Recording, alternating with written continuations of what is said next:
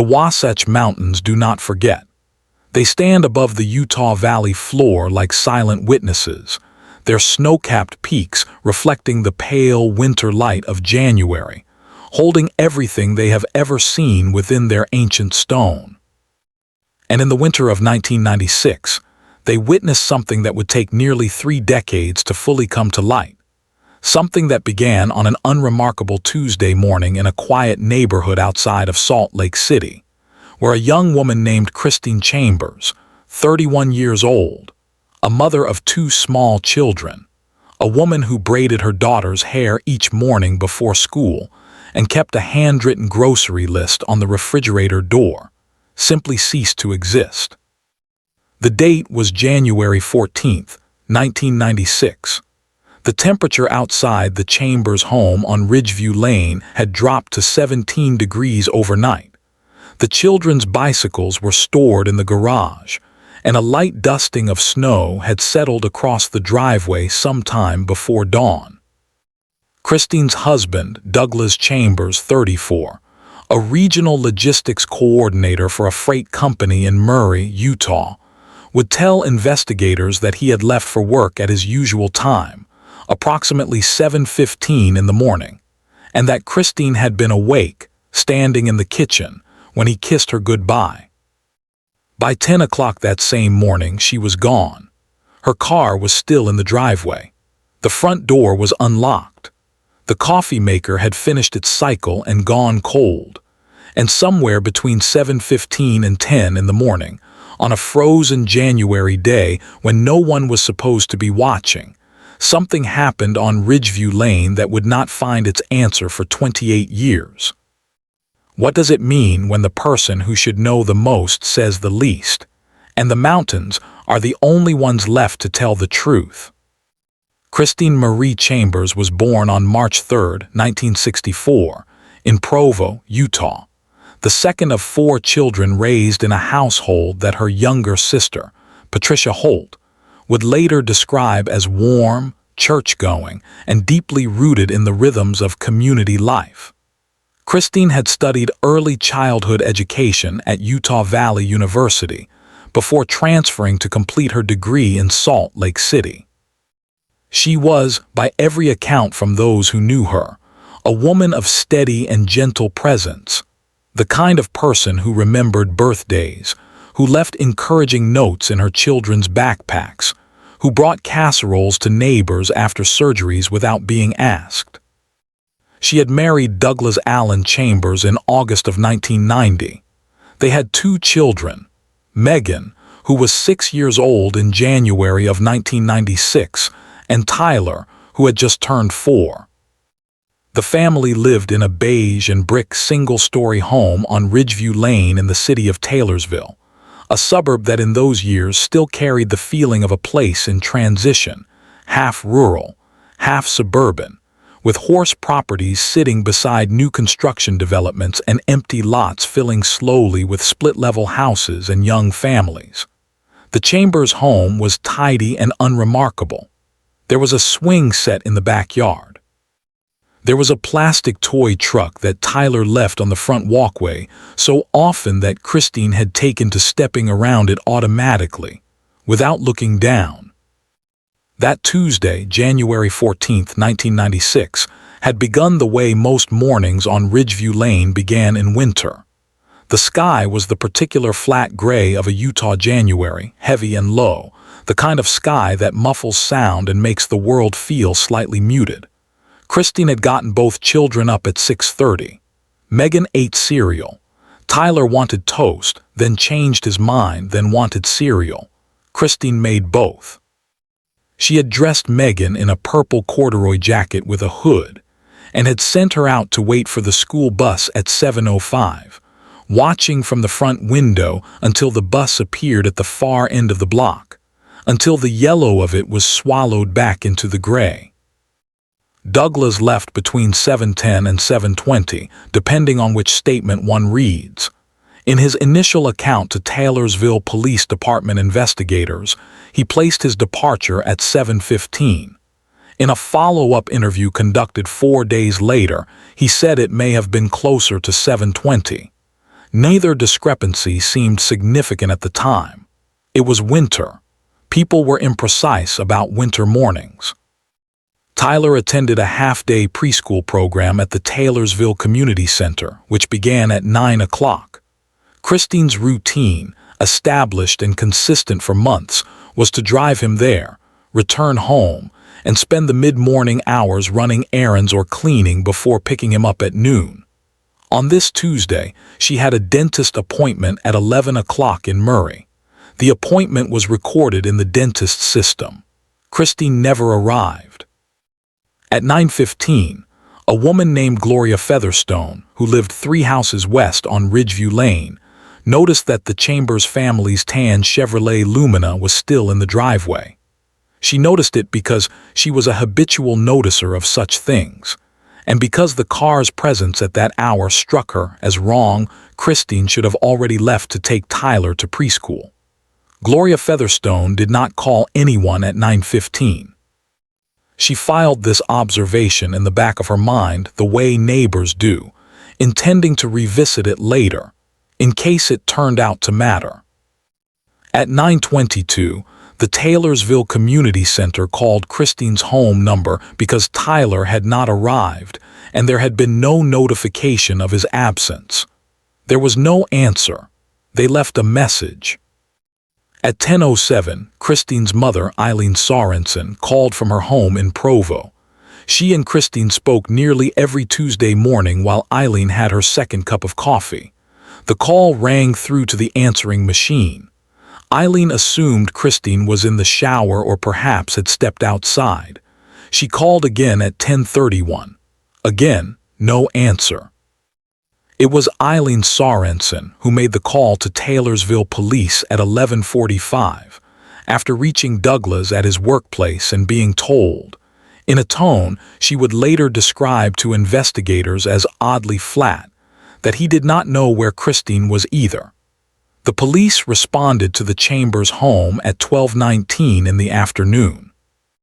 What they found was a house in the ordinary state of a weekday morning, dishes in the drying rack, the coffee maker still plugged in, Christine's coat hanging on its hook by the door. Tyler's small winter boots were still on the mat beneath it. The front door was unlocked. Christine's purse was on the kitchen counter, her wallet inside it with $43 in cash, her driver's license, and a library card with 2 books checked out, both of them picture books for young children. Her car keys were hanging on the hook beside the door beneath her coat. Her coat, her keys, her purse, her children's things, all of it was there. Christine Chambers was not. The swing set in the backyard hung still. The toy truck lay on its side in the frozen front walk. Within 48 hours of Christine Chambers being reported missing, the Taylorsville Police Department had coordinated a search involving 3 neighboring municipal agencies, the Salt Lake County Sheriff's Office, and a volunteer network that would eventually number more than 350 individuals.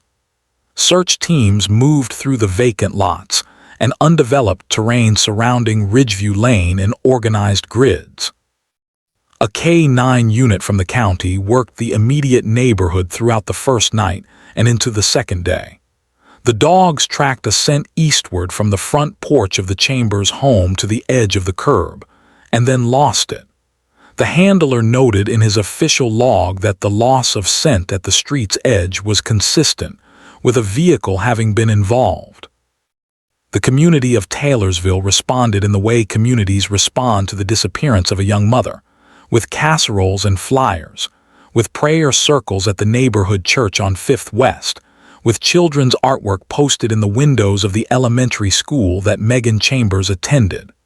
The local television stations ran segments. There were photographs of Christine everywhere, on telephone poles, in the windows of the grocery store, distributed in a stack at the gas station on the corner. She had dark auburn hair cut to just below her jaw. She had brown eyes. She was 5 feet 5 inches tall. She was, in every photograph, smiling. The lead investigator assigned to the case was Detective Ronald Birch of the Taylorsville Police Department, a 20-year veteran who had worked missing persons cases before and who would describe, years later in a published interview with the Salt Lake Tribune, that from the very first day, he could not locate a single piece of evidence that Christine Chambers had left that house of her own choosing. There was no indication of a planned departure. There was no evidence of struggle inside the home. There was, as far as the investigation could determine, simply nothing. A disappearance so clean and so complete that it seemed almost deliberate in its tidiness. In missing persons, Detective Birch would later say, when a scene is too clean, that's information.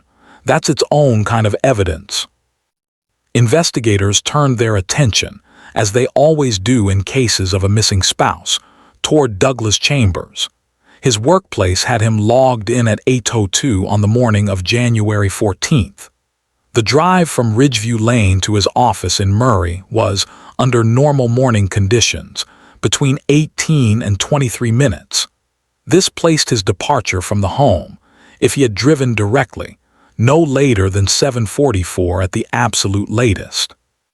His stated departure time of 7:15 to 7:20 left a window of time that was, on its surface, unaccounted for. Douglas Chambers, when asked about his morning, gave consistent responses in his first two interviews. He had left for work. He had not noticed anything unusual. Christine had seemed fine. They had not argued the previous evening. He could not explain why she had not taken Tyler to preschool. He was, deputies noted in their internal communications, composed, extraordinarily composed. Not the rigid composure of a man fighting to hold himself together, but a smoother, flatter composure, the kind that does not waver when the questions become pointed. Those who knew him said different things depending on who was speaking. His colleagues at the freight company described him as professional and steady. His neighbor, a retired schoolteacher named Hal McPherson, told investigators that he had always found Douglas Chambers difficult to read, pleasant enough, but not warm. Christine's sister Patricia said only, when pressed, he was not what he appeared to be, and then declined to say more for the cameras. The odometer on Douglas's vehicle was checked. The vehicle was a 1994 Ford Ranger, dark blue. It had been logged by his building's parking attendant at 8:02. When investigators did the math, 17 degrees that January morning, no traffic incidents logged on the I-15 corridor for that hour standard commute time. The numbers produced a departure window that was slightly later than Douglas had stated. Not dramatically later, not conclusively later, just slightly. Slightly enough to matter, and not enough to prove. Deputies whispered quietly among themselves that the timing did not add up, that a man who drove 20 minutes to work and clocked in at 8:02 had no clear accounting for the minutes between his stated departure and his arrival. But whispers are not evidence, and in January of 1996, the investigation had no body, no confirmed scene, no forensic material, and no witness who had seen Christine Chambers after approximately 7:05 in the morning. There was one detail that the responding officers noted in their initial report, but that would not receive its full weight until much later. In the kitchen, on the counter to the left of the sink, there was a single coffee mug. Christine drank her coffee in the living room in the mornings, her sister Patricia confirmed, always in the living room with the local news on low. The mug on the kitchen counter was in the wrong place. It had not been used, the interior was clean. It had simply been set on the counter beside the sink, slightly out of place. A small thing, a thing easily overlooked, a thing that Detective Birch marked in his notes with a single question mark and returned to many times over the years that followed. The search continued through the end of January without result. Roadways leading out of Taylorsville were mapped against Douglas's potential routes. Nearby waterways were searched. The Bingham Canyon area, Jordan River corridor, and the foothills approaching the Aqua Mountains were all swept without finding any trace of Christine Chambers. By the middle of February 1996, the case had slowed. Without a body, without physical evidence connecting anyone to a crime, without a witness who had seen anything on the morning of January 14th, the investigation lost momentum in the way that investigations do when the trail runs cold, and the resources required to sustain a search outpace what a mid-sized municipal department can maintain indefinitely. The file was never officially closed, but it went quiet. The telephone stopped ringing as often. The flyers on the telephone poles faded and then were covered by new layers of paper. The swing set in the backyard of the house on Ridgeview Lane stood still in the February wind, and no one played on it. 5 months after Christine Chambers vanished, Douglas Chambers sold the house on Ridgeview Lane and relocated with Megan and Tyler to a rental home in Draper, approximately 14 miles south. He told those who asked that he needed a fresh start, that the house held too many memories, that the children needed stability and routine, and a place where they were not reminded every day that their mother was gone. These were reasonable things to say. They were the kinds of things a grieving man might say, and many people accepted them as such. Christine's family did not accept them. Eileen Sorensen, Christine's mother, would tell anyone who asked, and eventually stopped telling people, because it damaged her and nothing changed, that she believed Douglas Chambers knew exactly where her daughter was. Patricia Holt, Christine's younger sister, drove past the rental home in Draper more than once in those early months, for no clear purpose she could ever fully articulate. She said later that she simply needed to see that the children were there, that they were visible, that they existed in the daylight. Megan Chambers, 6 years old when her mother disappeared, began seeing a child therapist at the recommendation of her first-grade teacher, who had noticed a pattern of artwork that caused concern. In the drawings Megan produced at school during the spring and early summer of 1996, she drew her family repeatedly. Her mother always rendered in the same way, small and separate, floating slightly apart from the rest of the figures. When asked about her mother in these sessions, Megan typically said one of two things.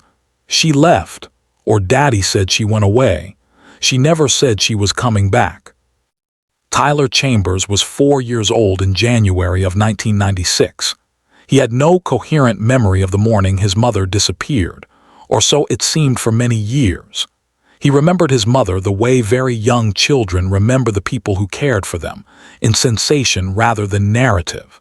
The smell of her hair, the weight of her hand, the sound of her voice saying his name in the particular way she said it, with the emphasis landing just slightly differently than the way anyone else said it. These were not things he could testify to. They were things he carried.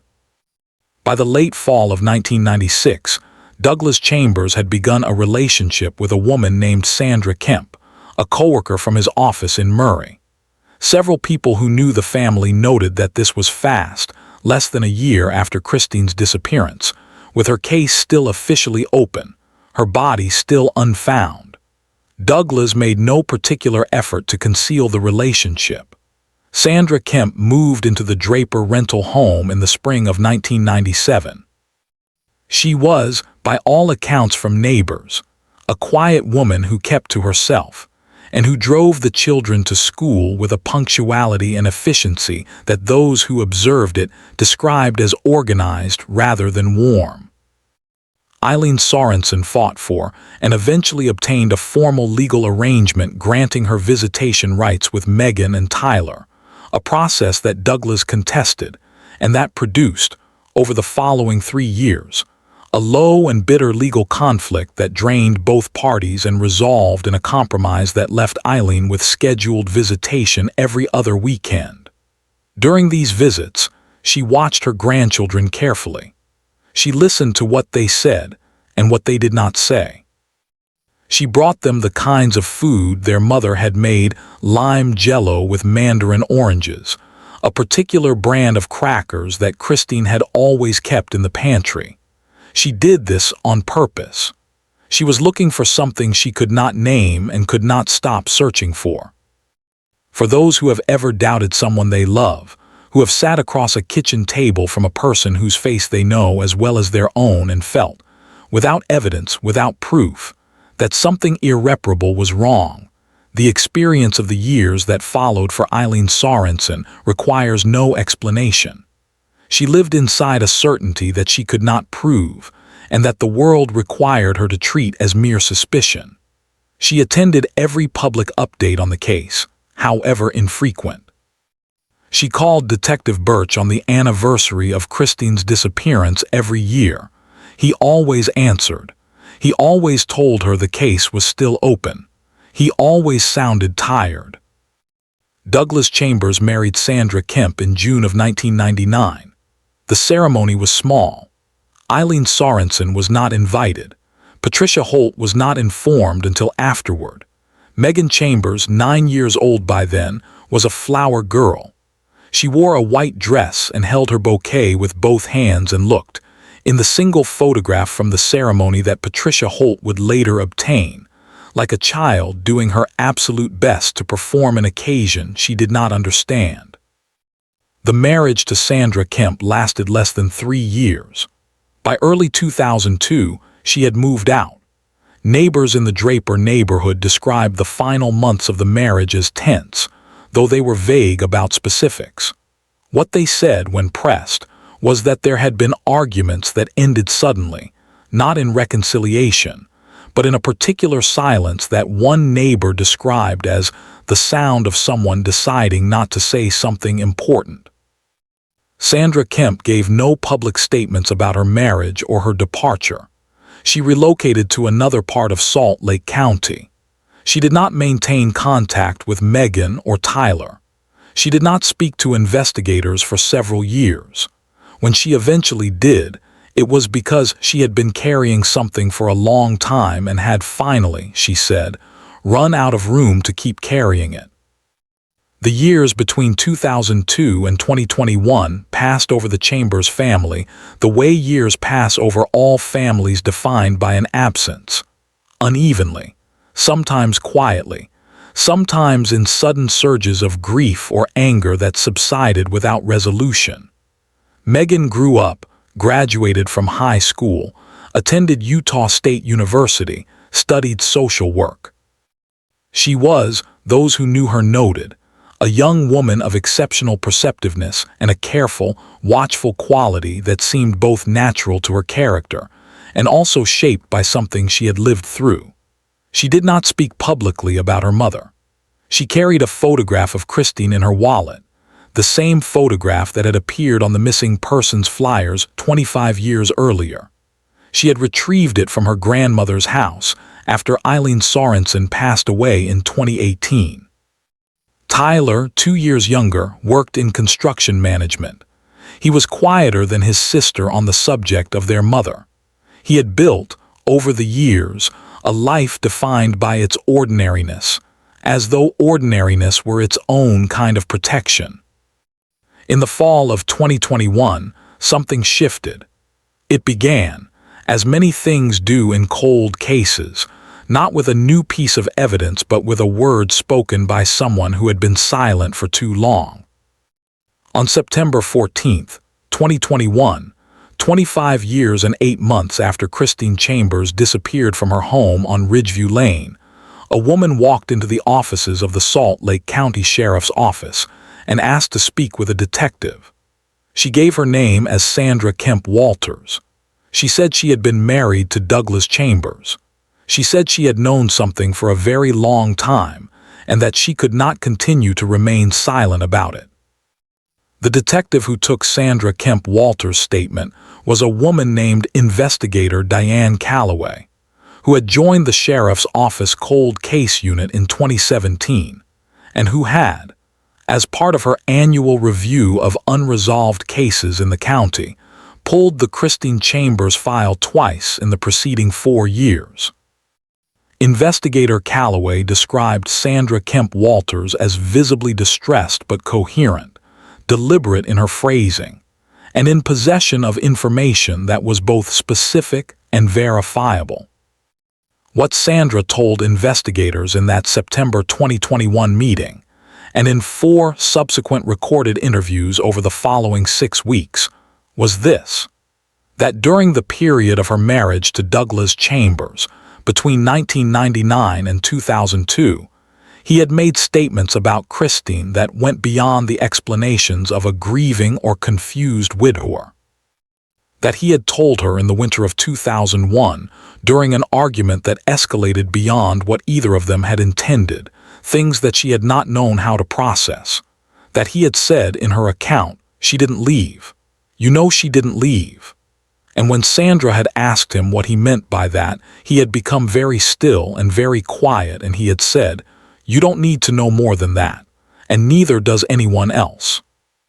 Sandra Kemp Walters sat across the table from investigator Calloway and said, in a voice that was steady and low, "I believed him. I believed him in the worst possible way. I believed what he was implying. And I left, and I told myself it wasn't my responsibility, and I've been wrong about that for 20 years." The investigation reopened formally in November of 2021. The Taylorsville Police Department's original case materials, preserved in physical and partial digital form, were transferred to the sheriff's cold case unit. Detective Ronald Birch, retired since 2014 and living in St. George, was contacted and agreed to consult. He drove to Salt Lake City in December of 2021 and spent 2 days reviewing materials and speaking with investigator Calloway's team. He was 71 years old by then. He brought his original notes in a manila folder that he had kept in a filing cabinet in his home office for 7 years after his retirement, because he had never been able to throw them away. He showed Calloway the entry from January 15, 1996, the day after Christine's disappearance, the one with the single question mark beside the notation about the coffee mug on the wrong side of the kitchen counter. "It's a small thing," he said, "but it was always a small thing that didn't have an answer." Calloway looked at the notation and wrote in her own working notes that same afternoon, "Coffee mug staging." The forensic reinvestigation that followed in early 2022 was substantial. Modern luminol and alternate light source examination was applied to photographs and physical evidence documentation from the original scene. A forensic analyst who reviewed the kitchen counter photographs noted something that 1996 technology had not detected. In the area behind and around the sink, there was a pattern consistent with surface cleaning, a deliberate wiping of a specific area that differentiated it from the ordinary cleaning visible elsewhere in the kitchen. It was not conclusive. It was a pattern in a photograph taken 26 years before. But it aligned with something Birch had felt in January of 1996 and had never been able to demonstrate. Investigators located, through a combination of historical land record research and consultation with geologists familiar with the terrain west of Salt Lake City, a former quarrying site in the Aquer Mountain foothills that had been accessible by unmarked service road in 1996 and had since been partially developed. The site had been within 16 miles of Ridgeview Lane. Access to it in 1996 had required approximately 35 minutes round trip from the Chambers home, a window of time that fit, investigators noted, within the gap between Douglas's stated departure and his logged workplace arrival. In April of 2022, following a search of this site conducted with ground-penetrating radar and cadaver-trained K-9 units, human remains were discovered in a sheltered area beneath a rock shelf at the western edge of the property. The remains were fragmentary, affected significantly by 26 years of environmental exposure. Forensic odontology and DNA analysis were initiated. On June 3, 2022, the Salt Lake County Medical Examiner's Office confirmed the remains were those of Christine Marie Chambers. The manner of her passing was determined, within the limits possible given the condition of the remains, to be consistent with blunt force trauma. The forensic pathologist report stated that the evidence was consistent with Christine having sustained significant head injuries. The report was careful in its language, as such reports must be, but its meaning was clear. Douglas Allen Chambers, 61 years old, was living at the time of the identification in a condominium in Sandy, Utah. He had remarried a third time in 2009 to a woman named Carol Renfrow, and they had lived quietly in the Sandy community for the preceding decade. He had grandchildren from Megan's marriage. He attended a neighborhood church. He coached a youth bowling league on Wednesday evenings. He was arrested on July 22, 2022, at his Sandy condominium at approximately 7:45 in the morning, roughly the same hour. Investigators noted with a cold precision that he had claimed to have left Christine alive on January 14, 1996. He was taken into custody by investigator Calloway and two deputies. He was, those present reported, extremely composed at the moment of arrest. He did not speak. He did not ask questions. He looked at Calloway and then looked past her at something beyond the doorframe, and the expression on his face was one that those present described as careful. The same quality that had characterized him 26 years earlier, that flatness, that management of surface. His third wife, Carol Renfrow, stood behind him in the doorway of the condominium in a bathrobe, her hand over her mouth. She said nothing. Media coverage of Douglas Chambers' arrest was immediate and extensive. The Salt Lake Tribune and Deseret News ran the story within hours. Local television stations interrupted programming. The reaction in the Taylorsville community, which had changed substantially in 26 years, but retained many of its longtime residents, was a mixture of shock and the particular non-surprise of people who had quietly harbored questions for decades. Gloria Featherstone, the neighbor who had noticed the Chambers car in the driveway on the morning of January 14, 1996, was now 79 years old. She was interviewed on the front step of her own home, still on Ridgeview Lane. She had never left, and she said, quietly and without drama, "I've always wondered. I've wondered for 26 years." Those who had known Douglas Chambers in his Sandy life, at the bowling league, at the church, in the neighborhood where he walked his dog on Sunday mornings, expressed the kind of disorientation that accompanies the discovery that the person you believed you knew was a narrative rather than a fact. His bowling league colleagues described him as patient and good-humored. His pastor called him a committed community member. The word people reached for, again and again, was the same one: normal. He had seemed so completely, consistently normal. Patricia Holt, Christine's younger sister, now 53 years old, gave a statement through a family spokesperson that said simply, "We have waited a very long time to know the truth. Christine deserved to come home. She is coming home now." Megan Chambers, 32 at the time of the arrest, did not speak publicly in the immediate aftermath. She was contacted by investigator Calloway before the public announcement, told that her mother had been found, told what the forensic conclusions indicated. She listened. She asked no questions for a long moment. Then she asked whether her mother had been alone out there. It was not a question with a satisfying answer. Calloway told her what she could. Tyler Chambers, 30 years old at the time, issued a statement through his own attorney that was 3 sentences long and said only that he supported the process of justice and that he would have more to say when the time was appropriate. He did not appear publicly. He did not attend any of the initial hearings. Douglas Allen Chambers entered a plea of not guilty at his arraignment on August 8, 2022, in the 3rd Judicial District Court of Salt Lake County.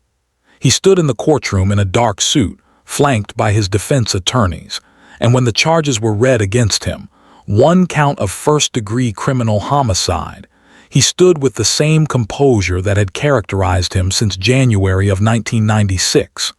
The flat surface, the managed face. He looked straight ahead and did not look at the gallery where Megan and Patricia Holt sat together, not touching, very still. The case proceeded toward trial, with a preliminary hearing scheduled for the spring of 2023. Sandra Kemp Walters' testimony was expected to be central to the prosecution's case, along with the forensic findings from the Aquer Mountain site, the forensic analysis of the original scene photographs, and the testimony of several individuals whose accounts collectively assembled a portrait of a timeline that did not match the story Douglas Chambers had told on January 14, 1996. The defense, in its early public filings, argued that the forensic evidence was circumstantial and that the testimony of Sandra Kemp Walters, given 25 years after the statement she claimed to have heard, by a former spouse with complex personal history, was insufficient to establish the facts required for conviction.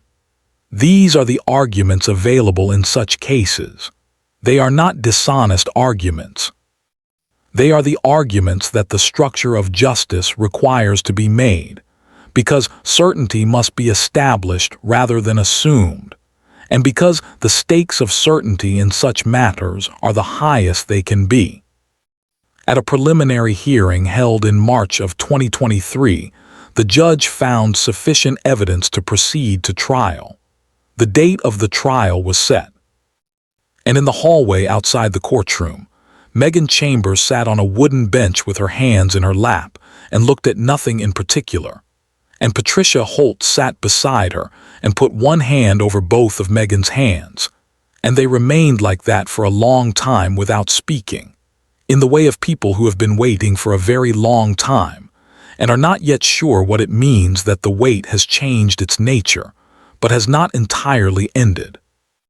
There is something that a case like Christine Chambers's leaves behind that does not resolve when the arrest is made, or when the courtroom seats fill, or when the verdict is eventually entered into the record.